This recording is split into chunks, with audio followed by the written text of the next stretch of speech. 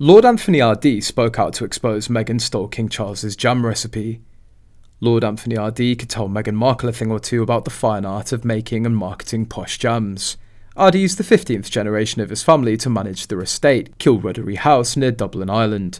The house's magnificent gardens, laid out in the 17th century, are home to a thriving farm shop, which has been selling jam and other preserves for several years.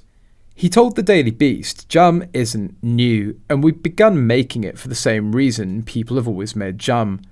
A glut of fruit in the garden which needed to be preserved. We still use the traditional family recipes and make it all here in the house kitchen." Ardee estimates that they make a few thousand pots a year, selling for between €5 and €8 a pot. Strawberry jam's the cheapest. Their damson jam, made from the fruit of a single tree in the walled garden, typically commands a higher price.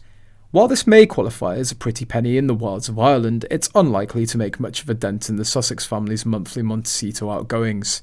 Certainly, significant profits can be reaped from selling upscale jam and other artisanal products to the masses if you strike the right balance. Just look at the remarkable success of Lady Carol Bamford's Dalesford organic brand. Additionally, consider the trajectory of Duchy Originals founded by King Charles, which was later acquired by the upscale British supermarket Waitrose and rebranded as Duchy Organic. Interestingly, Charles's own label, Highgrove, named after his rural estate, experienced a surge in sales of organic strawberry jam following Meghan's launch of the American Riviera Orchard brand this week. Meghan distributed limited edition jars of strawberry jam to her acquaintances, who then shared images of the jars in their Instagram stories.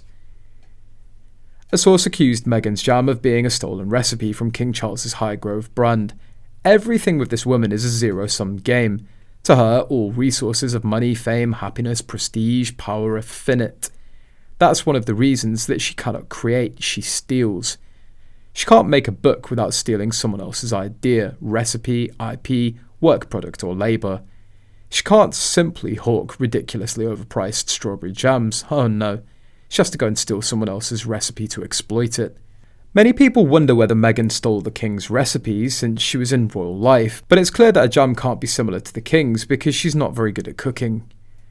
GB News presenter Nana Akua has claimed Meghan's latest project backfired after King Charles's sales skyrocketed. Speaking on the programme on April the 20th, she addressed the royal feud, saying, "None of this she and Harry actually had to do. If they'd been a little bit smarter, more patient and bided their time, they could have done all of this with the family's backing and with the world in tow. And of course, all this has done is boost the sales of the King's jam. Sales have skyrocketed since the launch of her jam, and his was sold out within 6 days. And whilst the proceeds for the sales of Charles's jam go to charity, Meghan's go in her pocket." She added, "Whoever's advising you, Meghan, fire them." The broadcaster suggested the Duchess give up after issuing a 3-word dig at the royals' latest venture, saying, "I hate jam."